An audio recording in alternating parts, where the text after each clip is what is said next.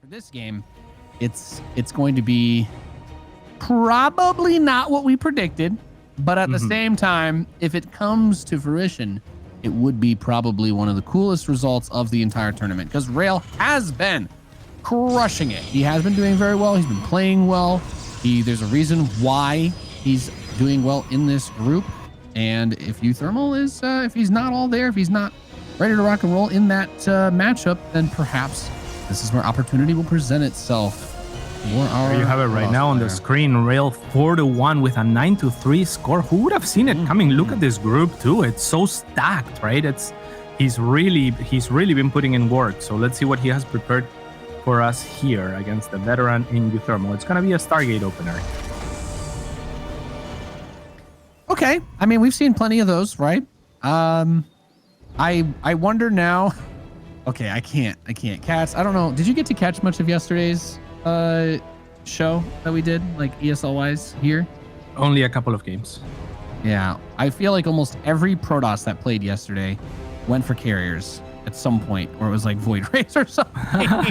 And I see the Stargate opening and my heart stops a little bit, because the last TvP that we just did a couple games ago, right, we went all the way to carriers and everything, and I'm like, Is Rail going to do something that's cute? Is he going to do something weird? Well, he's going to open Phoenix Adept, which certainly has its utility in the early game against Terran. You can neutralize the Hellions. Obviously, you can shoot Medivacs because they go air to air. But now I'm just waiting for the late game shenanigans. I don't know.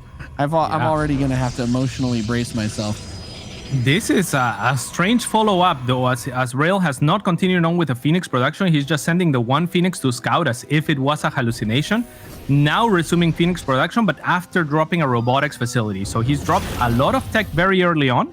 I wonder if this is going to be some sort of very early transition into Colossus and Marines. They're not going to stand a chance against these Adepts.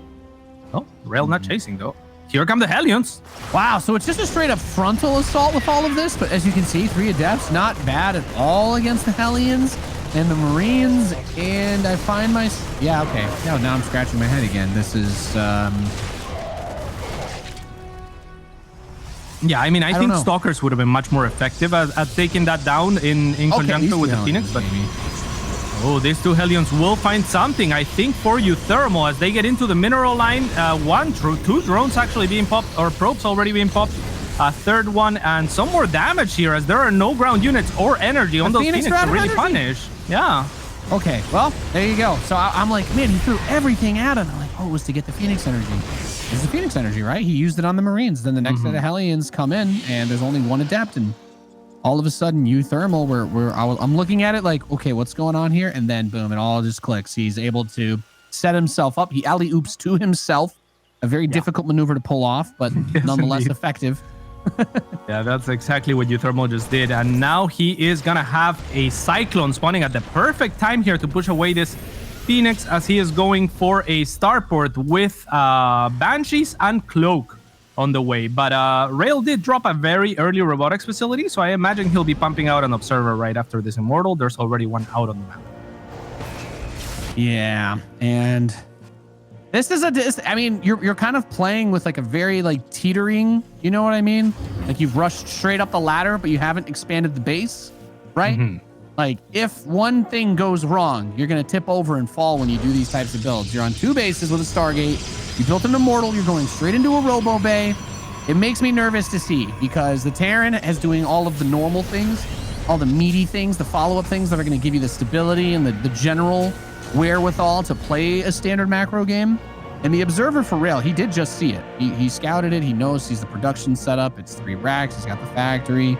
The starport's building it. Double engineering bay. Like everything is there. Even the Phoenix had spotted the Stargate, the starport researching. Here's the Observer in position, but not the Phoenix or any units to answer the Banshee. So the Banshee will get at least 3 probe kills, maybe a 4th. And another Banshee at the natural. uThermal being nasty here, Nate. Yeah, well, that's what I was saying. This is a very like teeter-tottery sort of build. You're using a couple Phoenix with an Observer or 2 to hold off Banshees while you go for a Colossi as you take your 3rd. And it's not... I'm not going to say that it's terrible, But the reason why it's nice to have a couple stalkers at home, right? If we even just break it down to that, he doesn't have stalkers, just leaving a few at each mineral line or putting his shield battery in each mineral line. There's a reason why a lot of Protoss players will blindly do this, and it's because it's a good move. It's not, there's no downside to putting a battery in each of your bases, right? Like, oh, it costs resources. Like, whatever, okay? Tell me how much resources it costs when the Banshee sits there killing nothing for 10 seconds while the Phoenix come back to kill it, right? Instead of losing 7 probes, which is instead what happened. And now he's going to get those, but it's still, you're not playing with a lot of units when you do this type of build. You're just investing into extremely expensive high-tech units that you have to babysit. And the Banshee shows up right before the battery's done. So uThermal, he's going to start running away with this game soon if Rail does not think of something that is, I don't even know, because it's going to be hard to attack with any of these units. They're too expensive to just risk by sending across the map this early. Yeah, Rail does have good vision out there, and he was heavily relying on this. He went up to 3 observers and Phoenix, so it's exactly what you were pointing out to. It's not bad in theory. I mean, if you play perfect and you catch every medevac like he just caught this one, then fantastic. You get away with murder, and you know, and you can exploit that in itself. But as it stands, Rail has taken a little bit too much damage, and you should give credit to your opponents in the sense that you should say, well, I can't play perfect because, you know, because you're also trying to play perfect. so yeah. So you're obviously gonna have some wrenches to throw into my plan, right? Yeah. Hey, this is somewhat nice. I mean, it's a bit awkward. Okay, yeah, he manages not to take any more mine shots there, but cleaning that up was a big win for him. But this is what I'm talking about. When your opponent has a bajillion units, unless this disruptor center massing kills everything, no, it does not. Like, this is a lot to deal with. The 2 Immortals in front of the Colossi might be what allow it to stave this off, but the Marines and the Marauders are very spread out, and it's just 1 Colossus to defend everything, cats. Yeah, the tank doesn't even go down, so that's gonna be additional damage that Rail is gonna have to take in order to even engage with this army. And yeah, he has a little bit too little at every front, spreading himself a little bit too thin. 3 observers is the only overkill there. There was nothing. On our Protoss player. And speaking of, here he is in the bottom right, representing Team Liquid and the Netherlands. He is uThermal. Top left-hand side of the map, it is the red Protoss player, Rail, for Wardy TV. How much he does. I know Wardy sponsors him, so I feel like Wardy's a smart enough guy that would be like, hey, you should probably make some content around yourself, mate. You know, like get people's eyes on you so you can be popular and all that jazz. So I'm like, maybe, because what uThermal did is actually, you know, it can be risky to go for the super fast reactor with no other units. If your opponent is hitting you with like the, you know, the Max Packs build, if you're getting attacked with any sort of like second gateway proxied forward that we used to see all the time, like those types of builds will really punish any sort of greedy Terran strategy. And going reactor first is greedy. It's technically better in every way, because if you go for 1 Reaper and 1 Marine, you save yourself the build time of 1 Marine by doing it in that order, but it's just risky because you're front loading the production time of the add-on instead of the units. And yeah, I like that he's kind of carved that out, because it makes me feel like he spent a lot of time thinking about what he wanted to do against Rail. I think so too, and now that you've brought attention to that, I've watched more than this PvT from Rail, and he very often opens Adepts and sometimes stays on Adepts, whereas other Terran players will not necessarily open with multiple Adepts. We saw he went up to 3, and he got punished for it, right? Like, I mean, the Hellions do great against Adepts. The Marines do better against Adepts, certainly than they would against Stalkers, as the Adept has to get a little bit closer to engage them. And I think maybe that is what uThermal is adapting to. He's saying, hey, you open Adepts, let me try and punish it like this. It worked wonders. Yeah, and we have the robotics facility on the way too for Rail. So I'm already liking this. We're getting a bit of a switch up here. He's going to go for a different tech path. I'm happy to see a Protoss not open with a Stargate for once in like the 4 days of this that I've been casting and hosting. So I'm enjoying this, the potential variety that we could get out of this series. And Death Ore is a big map. So if Rail wants to try and grind this one out, play a good macro game, as long as he focuses on the basics, right? Keep the drops out of your base, keep the Hellions out, protect yourself against the mine drops, get that 3rd nice and fast, as Protoss players do these days. You just need to nail all of those, build that army comp, and hey, yeah, it is a big map. So the opportunities to take those bases build up that big army are going to present themselves for him. Yes, indeed. And this time around, we see him being a lot safer on the defense. I mean, it's going to be very difficult to break through the stalkers and the sentry potentially. Now the sentry is being used to hallucinate as he feels safe. So, yeah, I like things a lot better for Rail this time around than the last game. He looks a lot safer, and he's gone for a very quick observer and a second to follow. So he greatly values information, and you've got to appreciate that thing. Yeah.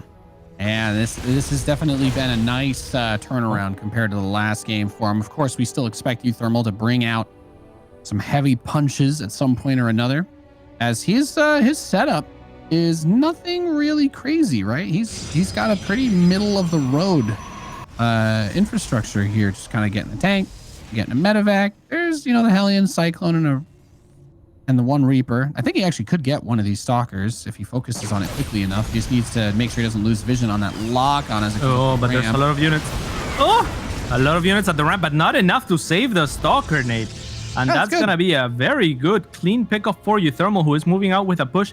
I love the adaptation as well, right? As soon as he recognizes there's a robo in the wall of that's information that he uses, and he says, okay, then with this Cyclone that I'm making, I'm going to move out right away and see what I can get as a pickoff, which also opens up the path for his army to move. Now, Rail has spotted it, but it's a little bit late. The tank will get to siege, though the army of Rail does look pretty hefty. Yeah, I was going to say, I don't actually think he can contest this position just yet. If he could, it would only be because the upgrades are so late, right? There's no charge yet, no blink. Charge is on the way now, but, it's not going to be done anytime soon. So he wants to try and siege up outside, but that's a lot of forces, as you were saying. The Sentry's going to pop the Guardian Shield pretty early, though, and that dying definitely takes away a lot of the defensive potential of this. However, Cats, he scans, he sees that there's a shield battery. I mean, are you really going to break this position if he overcharges that battery without having stim and all of that? Nah, I don't think so. I don't think so either. It's beautiful the way that Rail is playing with the information that he's given to, right? We see that Observer sieged, and that allows him for his army to basically tail the army of uThermal, and he's saying, if you siege up too close, I'm going to jump on it, right? So uThermal has to push or pull back all the way and siege very far away, and now it's Rail with map control. Mostly, I think, on the back of those observers, which is, it's pretty cool because they don't do any damage, right? Like they don't pose any threat. It's just the great information that he's been working with. These stalkers are gonna barely miss the medevac. That's a very, very lucky dodge there for uThermal. As we talked about this, but like the stim and combat shields and 1-1 are just now starting. So, okay, he doesn't have blink. That is important to also keep in mind. He went charge first, and charge is done. But that medevac, it's not like one of those, let me just unload the 8 Marines and kill 3 Stalkers. Like, no, he doesn't have stim and combat shields. He doesn't have... His Marines aren't cracked out of their minds just yet, Cats. No, this is a lot of units. This is a lot. Yeah, we were talking about how many units Rail had, and uThermal didn't push into them, which is what would have been ideal for Rail. He also didn't jump the army in the middle of the map, so instead he's gonna do so on the other side. As he jumps onto the third of uThermal, these tanks stand no chance. uThermal has to evacuate the third. Already 5 SCVs have gone down. A lot of the army is gonna have to be retreated, but are there enough warpins available to defend back at home? That's definitely an interesting question to ask. Watching this is just painful, though. Like, uThermal was so greedy trying to take his third base before he has stim. Like, the way that this matchup kind of is balanced this matchup is balanced around Protoss gets the early economic lead. Terran has the better units that they try to use to put pressure on, deal damage, either through those mine drops or Hellion plays, what have you. But the Terran needs to be ready, because what a lot of Protoss players do, especially since the meta became this way, is they base a lot of their builds around attacking as the Terran gets their third base. And especially seeing that the stim and the combat shield are so late, yeah, he lost a lot there trying to take this base as early as he did. Yeah, that was a beautiful move by Rail, who kind of got more army and delayed his tech, right? So we have very late Colossi popping in, but that's okay because he's already reset uThermal's tank count, and he's already reset in that sense uThermal's tech, as well as his economy to some degree being slowed down. So great job by Rail so far. He's gonna attempt at a little bit of harassment here with some zealots, but a turret will be there to greet him.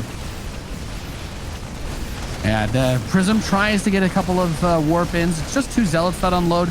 Not ideal, but these are still the right place to be making, because at the end of the day, Cats, the biggest thing that I think almost every Terran player fears in Terran vs. Protoss is leaving your base and then the warp prism shows up when you're halfway across the map, because all you can do is stim twice and try to run home.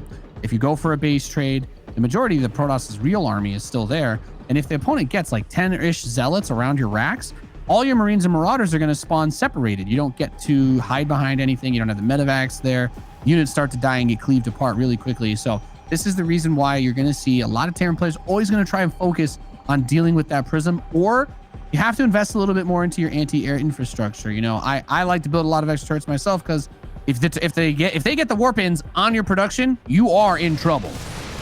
Yes, indeed. So the more airspace there is on a map, the more turrets perhaps you should be adding, and that's exactly the space that uThermal is covering here. So you love to see it. However, there's a big blob of red kind of approaching from different angles, looking perhaps for a surround. Though this is a very nicely encroached position for uThermal with lots of little chokes there. I'm not sure that Rail's going to be able to attack into it, but he seems to be posturing to go for an attack. And here it comes, Nate. And it's a pretty big push, but I do like those pre-set up supply depots, buying a little bit of space for the SCVs to at least run away. But, I mean, you still need your third, regardless. It doesn't matter if you don't have to fight Rail. Rail can just stand here forever. And then you're going to be a 2-base Terran who can't max out against a Protoss who is maxed in your base, in your face. Yeah, great discipline from Rail. Oh, he wants the CC. He's going to get it through. He had to do it to him. Oh, that's huge, and a really big advantage for faces Rail to take. Yeah, this is looking a little bit nasty, and I love the way that Rail did that, not just splitting his army, but also recognizing that he already had positioning on the right-hand side and not really committing the left-hand side, whereas uThermal was very eager to fight half of the army, but in that process gave up positioning, and we see the aftermath now as Rail has secured himself an incredible economic lead here. Yeah, and what are you going to do in this situation? Rail played this game damn near perfectly, and he could dive on this army. I think losing your power units here can be scary. I don't know what the production looks like, because he's gonna throw everything at him. And if he did kill this Protoss army, I'm like, I don't know. Can he counterattack? It doesn't matter. Rail cleans house on game number 2. All right, well, we are loaded into the final game of this series. It's been a good one, and in the top left-hand side, it is the red Protoss player, Wardy TV's Rail. And his opponent in the southeast position, the blue Terran representing Team Liquid, he is uThermal. I feel you completely. Yeah, so he's a uThermal. Ooh, all right. uThermal, then he's gonna be making a very quick reactor of a marine opening. No, did he go for a Reaper at all?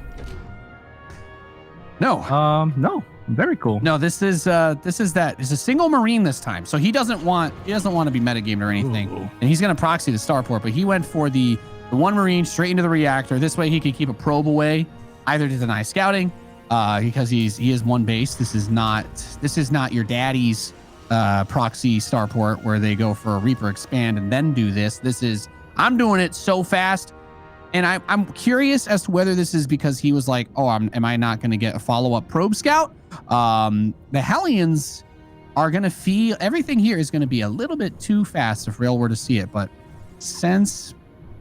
I don't know. He saw that the factory was built before there was a second command center. So he should have some inkling that this is a game he needs to be concerned. However, he's supply blocked. He can't build his Phoenix. And even if this delays just one production wave of them, that could be the time difference between having the energy to lift all the mines or the Hellions, right? And just one or two of them. However, I think with 3 Adepts and any Phoenix, he should be okay, because this probe found the starport. So yeah, that's gonna be the thing. Is I think that the setup from the first game and consequently for this game and for Rail is really good against this strategy. Sure, he got supply blocked a little bit, but he's gonna have Phoenix and Adepts ready, presumably ready to intercept this Hellion. So I really like it, and I'm not so sure that if you're uThermal, you should be going for something like this, given that first game Rail would have been ready for it, I think, right? The second game, however, I think would have been heavily punished, but this time around, I mean, we have a situation more akin to the first game, and this Hellions, I mean, if he lifts one up, I would not mind it, because you need all 3 to one-shot probes, but instead is going to prioritize the medevac, and now it's going to be an easy cleanup for Rail, who has trapped the Hellions in further by walling himself off, at least temporarily.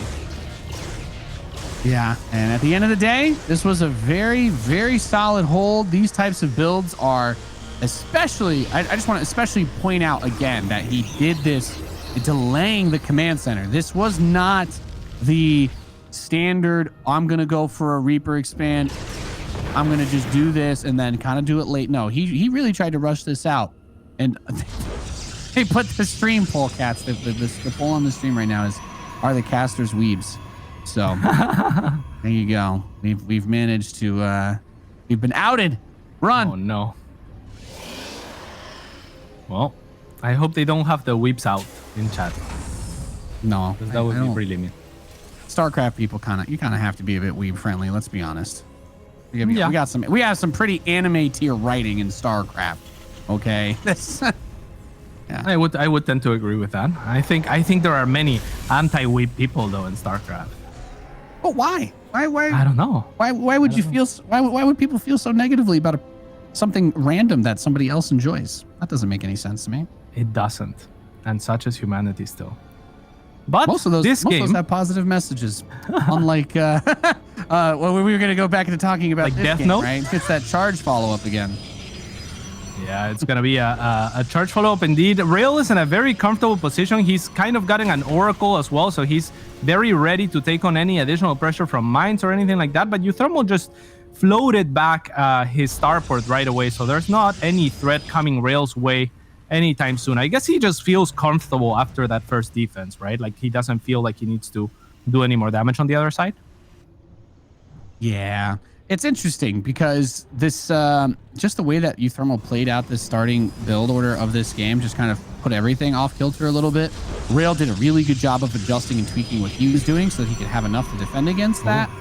But with +1 attack and stim, if uThermal gets enough units out, like just having Zealots for the defense is obviously going to be a bit tricky because he's actually got a tremendous amount of bio behind this. Yeah, this whole game situation has been kind of odd because I really think the biggest problem is he doesn't have the splash damage, right? Yeah, and this is another very committed attack without a third CC, but I'm surprised to see it because Rail really has it. See, they're both willing to go for the attack, which is a very odd situation. Both players identifying or thinking that they have a timing here, and we'll see. It looks like uThermal is gonna get the much better end of it. Awkward, yeah. Well, now the third Nexus starts, but maybe a little bit too late to choose macro as the strategy now. He wanted to do what looked like a really big overloaded charge bot counter all in, really. If you have no third base, you're going in, but not enough.